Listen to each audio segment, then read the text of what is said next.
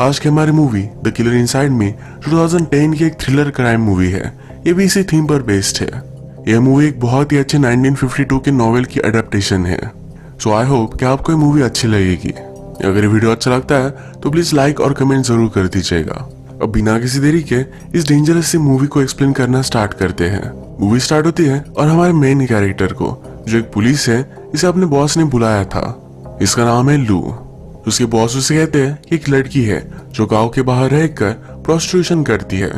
यह अलाउ नहीं, तो उस लड़की को सिटी से बाहर निकलने का काम ये लू को दिया गया था। वैसे उसके बॉस कहते हैं कि उसे निकालना इतना अर्जेंट नहीं, लू जाकर चेक कर आएगा। अगर उसे सही लगी तो उसे रहने भी दे सकता है। लू ने अपनी पूरी लाइफ इसी टाउन में गुजारी है। यहाँ हर कोई आदमी क्या करता है ये सबको पता होता है। वैसे हमारी मूवी का टाइम भी 1952 का है, तो सब कुछ बहुत ही कंजर्वेटिव था। किसी को अगर लू अरेस्ट करने के लिए गया फिर भी उसे रिस्पेक्ट देनी पड़ती थी। इसके बाद उस लड़की के पास, जिसका नाम है जॉयस, लू पहुंच जाता है। जॉयस को लगा कि लू भी उसकी सर्विसेज के लिए वहां आया हुआ है। लू घर में नोटिस करता है कि जॉयस के पास एक गन है। उसने उससे पूछा कि तुम्हारे पास क्यों है। जॉयस पूछती कि तुम्हें क्या लेना देना, तुम हो कौन। लू कहता है कि मैं पुलिस हूँ। इस बात पर इन दोनों में लड़ाई हो गई। जॉयस के पास परमिट था पर वो पुलिस वालों को पसंद नहीं करती, तो उसे गालियां देने लग जाती है। इस बात से लू भी भड़क गया। जॉयस उसे मारने लग गई थी, तो लू भी उसे बेड में पटक देता है। अपना बेल्ट निकालकर उसे बहुत मारता है। जब वो शांत हुआ तो जॉयस उसके पास आई। ये दोनों फिर इंटीमेट हो जाते हैं। लू को पता नहीं कि उसने क्यों किया, पर बार बार वो जॉयस के पास जाता रहा। जरा टाइम गुजरा और जॉयस ने रियलाइज किया कि लू से प्यार करती है। वो उससे कहती है हम इस टाउन से निकल जाते हैं, कहीं और जाकर एक नई लाइफ स्टार्ट करेंगे। लू कुछ भी बोलता नहीं तो गुस्सा हो गई थी। लू ने उसे समझाया कि वो पैसों के बारे में सोच रहा था। नई लाइफ के लिए उसके पास इतने पैसे नहीं। जॉयस कहती है एल्मर मेरा क्लाइंट है और मैं आपको इस एल्मर के बारे में जरा बता दूं। या इस टाउन का कंस्ट्रक्शन जिसने किया है इसका नाम है चेस्टर कॉनवे। ये बहुत ही अमीर है। उसकी बेटे का नाम है एल्मर। अब यही बात जॉयस लू से कह रही है। कहती है कि मेरा क्लाइंट एल्मर है, वो ज्यादा स्मार्ट नहीं, उसे फंसाकर उसके पैसे लेकर हम जा सकते हैं। लू ने इसके लिए मना कर दिया, पर उसके माइंड में ये सारा चक्कर चलने लग गया। एक दिन लू पापास के रेस्टोरेंट में आया हुआ था। पापास कहते हैं मेरे बेटे को समझाने के लिए थैंक यू, इसे बहुत हेल्प मिली। लू भी पापास की टीनेज बेटे का फ्रेंड है, तो उसे इससे ज्यादा कुछ भी नहीं लगता। वो बाहर निकला तो एक शराबी उससे पैसे मांग रहा था। लू अपनी सिगरेट से उसके हाथ पर एक सिगरेट बर्न देता है। कहता है फिर से मुझे दिखना मत। इस शराबी ने कहा अब तुम जरा डर कर रहना। इसके बाद लेट नाइट यूनियन लीडर जो ने लू को अपने ऑफिस में बुलाया हुआ था। वो उससे कहता है तुम अपने ब्रदर के बारे में क्या समझते हो, उसने बचपन में एक लड़की का रेप किया, तो तुम्हें क्या लगता है। लू कहता है मेरे ब्रदर को मेरे फादर ने अडॉप्ट किया जब उसकी फैमिली की डेथ हो गई। मेरी भी मदर नहीं थी, हम एक फैमिली की तरह ही थे। मैं उसे रियल ब्रदर मानता था। रही बात रेप की तो कहता है ये 5 साल की लड़की थी। उसके सामने किसी को भी खड़ा करते और आइडेंटिफाई करने के लिए कहते तो कोई भी आइडेंटिफाई हो जाता। हम उस पर बिलीव नहीं कर सकते। इसके बाद लू का ब्रदर जेल में गया था। जब वो वापस आया तो चेस्टर की बिल्डिंग पर काम करता था। अब जो लू को बताता है तुम्हारे ब्रदर का एक्सीडेंट नहीं हुआ तो उसका मर्डर हुआ था। जहां से वो गिरा उसे सीधा गिरना चाहिए था, पर वो उल्टा गिरा। वो छत पर गिर सकता था पर उसका सपोर्ट निकाल दिया गया था। बेसमेंट में टकराया, उसकी डेथ हो गई। जो को लगता है ये सब चेस्टर ने किया है। लू को ये सब सही नहीं लगता। लू यहाँ से जा रहा था तो जो उसे कहता है अपनी बुलशिट अपने पास ही रखो। जो को पता है कि लू का ब्रदर ही दोषी था। अब फिर से कुछ बात में क्लियर कर दूं, लू जोए के साथ रिलेशनशिप में है। जॉयस एल्मर कॉनवे को फंसाना चाहती है, जो चेस्टर कॉनवे का बेटा है। अभी अभी लू को पता चला कि चेस्टर कॉनवे ने उसके ब्रदर को मारा। अब लू के पास एक रीजन है चेस्टर कॉनवे से बदला लेने का। आज रात लू जब घर पर आता है तो उसकी एक लड़की वेट कर रही थी। इसका नाम है एमी। एमी और लू ये बहुत टाइम से एक दूसरे के साथ रिलेशनशिप में है। आजकल वो उसे इतना अटेंशन दे नहीं रहा था। इस बारे में एमी को लू से बात करनी थी। लू ने बात टाल दी और ये दोनों इंटीमेट हो जाते हैं। इसके बाद लू को चेस्टर ने अपने ऑफिस में बुलवाया था। वो उससे कहते हैं मेरा बेटा जॉयस के पास जाता रहता है। वो कहते हैं मैं तुम्हें $10,000 दूंगा, जो जाकर तुम जॉयस को देख कर आओ। जल्दी से इस टाउन से तुम उसे निकाल दो। लू भी ये काम करने के लिए मान जाता है। चेस्टर का बेटा एल्मर और लू ये बचपन से एक ही स्कूल में थे, तो लू ने एल्मर को सब कुछ बता दिया। एल्मर ने प्लान बनाया कि वैसे लेकर वो जॉयस के साथ इस कंट्री से निकल जाएगा। ये 1952 है, तो उस टाइम $10,000 बहुत ही ज्यादा थे। एल्मर बहुत ही थैंकफुल था कि लू ने उसे सब कुछ सच सच बता दिया था। लू कहता है तुम भी मुझे कुछ हेल्प करोगे, इसी वजह से मैंने तुम्हें सब कुछ बताया। एल्मर ने थोड़े से पैसे लू को गिफ्ट कर दिए। अब प्लान बनाया था कि जॉयस के साथ भाग जाने के लिए। एल्मर उसके पास रात में जाने वाला था। लू भी उसे कंपनी देगा। रात में जॉयस के पास लू पहले पहुंच जाता है। उसके साथ वो इंटीमेट हो गया। लू ने जॉयस को कहा था कि हम एल्मर को फंसाएंगे और भाग जाएंगे। जॉयस को यह सब बहुत ही कॉम्प्लिकेटेड लग रहा था, पर लू कहता है सब कुछ आसान है, सब कुछ सही से होगा। अचानक से वो जॉयस को मारने लग गया। उसने बहुत मारा, यानी वो कुछ भी कर ना पाए। मारने के बाद लू घर के बाहर खड़ा रहा। थोड़ी देर में एल्मर वहां पहुंचता है। घर में जाकर उसने जॉयस को देखा तो डिस्टर्ब हो गया था। उसके पीछे से लू ने आकर उसे गोली मार दी। लू ने जॉयस की गन से हैंड ग्लोव्स पहनकर उसे शूट किया था, यानी कि उस पर कोई भी शक ना जाए। ये गन भी उसने जॉयस पर प्लान कर दी, यानी कि ऐसा लगे कि एल्मर जॉयस को मार रहा था, तो इसी वजह से जॉयस ने उसे मार डाला। इसके बाद लू बाहर निकलकर अपनी गाड़ी के पास उसका टायर चेंज करता है। यही रीजन वो एल्मर के फादर चेस्टर को देगा। वो कहेगा कि उसका फ्लैट टायर था, इसी वजह से एल्मर के साथ नहीं गया। ये चेंज कर जब वो घर जा रहा था तो रास्ते में उसे चेस्टर मिले। वो कहते हैं एल्मर इवनिंग से घर पर नहीं आया, कुछ ना कुछ तो गड़बड़ है। यही देखने के लिए वो जा रहे थे। वो जॉयस के घर पर पहुंचे तो एल्मर की डायरेक्टली डेड बॉडी ही मिली।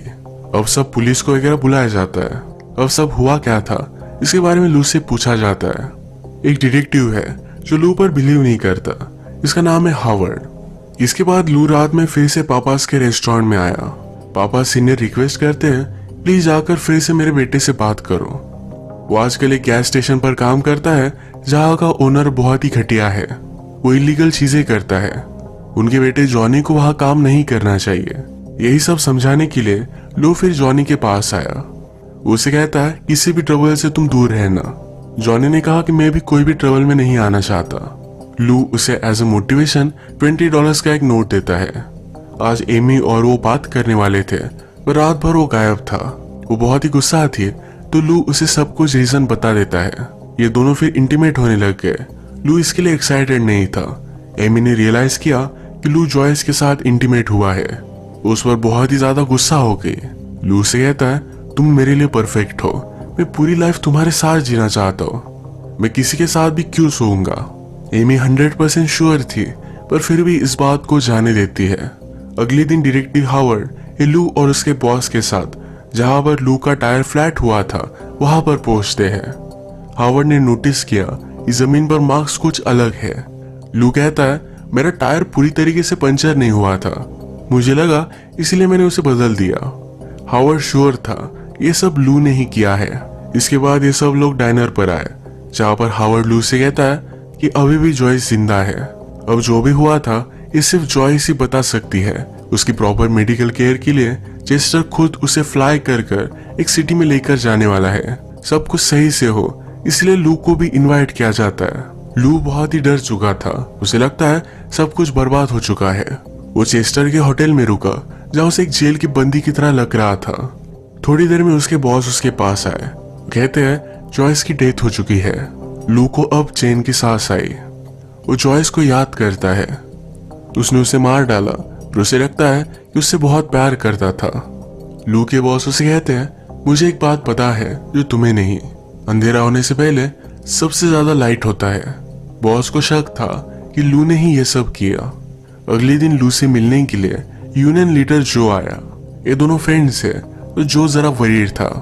वो कहता है न्यूज़पेपर यही बात कर रहे हैं कि तुमने ही उन दोनों को मार डाला। सिर्फ मुझे पता है तुम्हारे पास एक मोटिव भी है। वैसे तो दिखने में तुम मर्डरर लगते नहीं। जो के जाने के बाद लू अपने घर में कुछ फोटोज देखता है। बचपन में लू की एक टीनेजर बेबीसिटर हुआ करती थी। लू के फादर और उसमें चक्कर था। फादर उस बेबीसिटर को मारा करते थे। लू छोटा था तब भी वो बेबी सीटर लू के साथ इंटीमेट होती थी, उसे मारने के लिए कहती थी। हमने मूवी के फर्स्ट में देखा कि लू जॉयस को मार रहा था, उसके बाद इंटीमेट हो गया। ये साइकोनेस उसके माइंड में बचपन से है। हमें फ्लैशबैक में पता चलता है कि लू के ब्रदर ने किसी का भी रेप नहीं किया था, एक्चुअल रेपिस्ट ये लू ही था। लू को जेल में जाना ना पड़े इसलिए उसके ब्रदर ने सब कुछ ब्लेम ले लिया।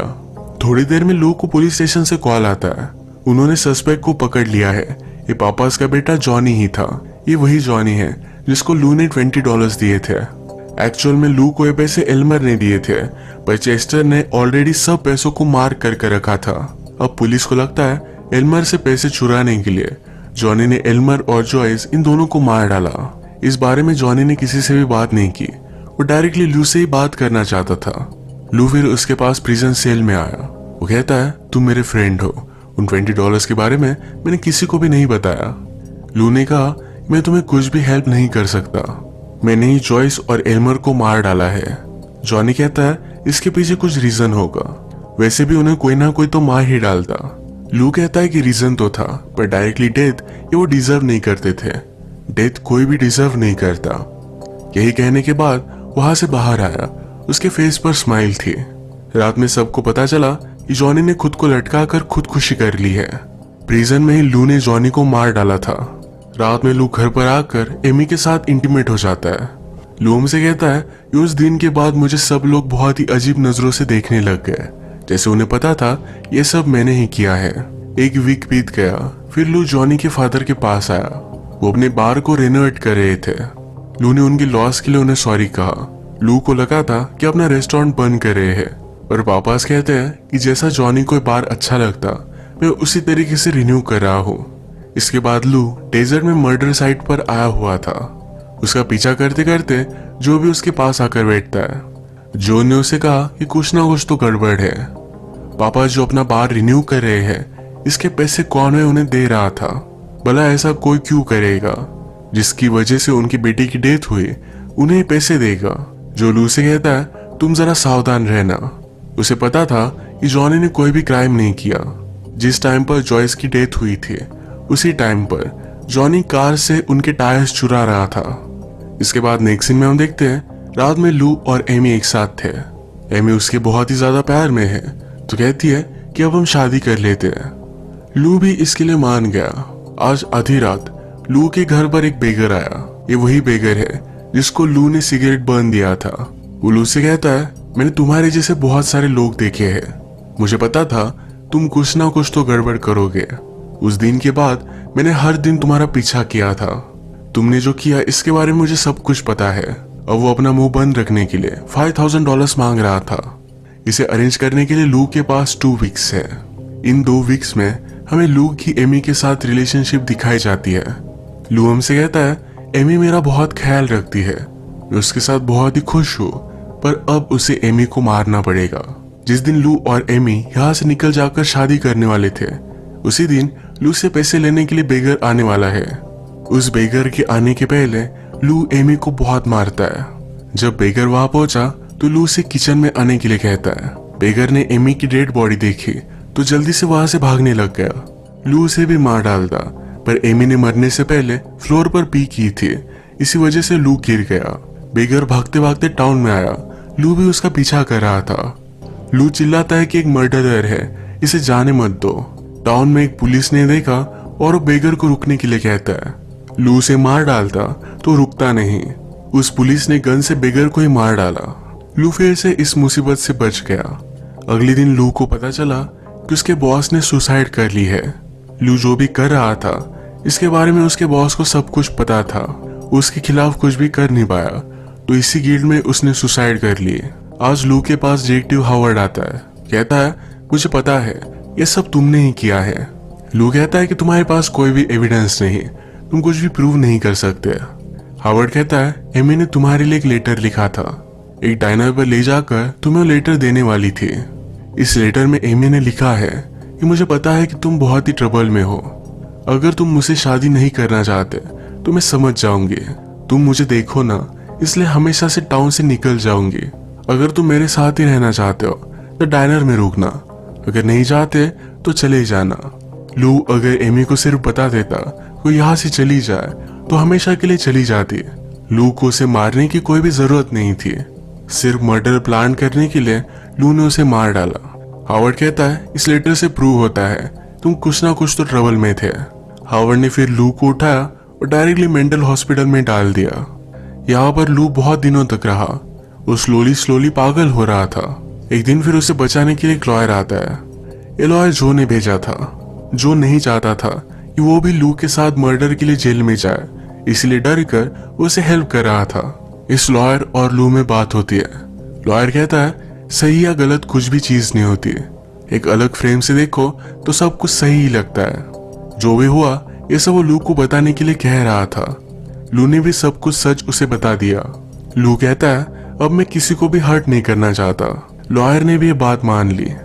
लॉयर लू से कहता है तुम्हारे खिलाफ उनके पास बहुत ही स्ट्रॉन्ग एविडेंस है, तुम अब शायद बच नहीं सकते। लू घर पर आया और पूरे घर में उसने गैसोलीन डाल दिया था। थोड़ी देर में उसे ले जाने के लिए पुलिस आए। इनके साथ जॉयस भी थी। जॉयस सही से रिकवर हो पाए, इसलिए लू से उसने झूठ कहा था। अगर ऐसा नहीं करते तो लू जॉयस को मार डालता। जॉयस लू के पास आकर कहती है मैंने उन्हें कुछ भी नहीं बताया, मैं तुमसे बहुत प्यार करती हूँ। लू को इस सिचुएशन से बाहर निकलने का कोई भी वे नजर नहीं आता। वो जॉयस के पास आकर उस पर चाकू से हमला कर देता है। वो किसी और को ना मारे, वो पुलिस पर भी हमला कर सकता था, तो उस पर वो गोलियां चलाते हैं। एक गोली घर में लगी और पूरे घर को आग लग गई। नीचे बेसमेंट में लू ने एक्सप्लोजिव भी रखे थे। लू और जॉयस के साथ घर में सब पुलिस एक्सप्लोड हो जाते हैं। लू पकड़ा नहीं जाना चाहता था और लास्ट में उसे खुदकुशी करनी पड़ी। इसी के साथ ये मूवी एंड हो जाती है।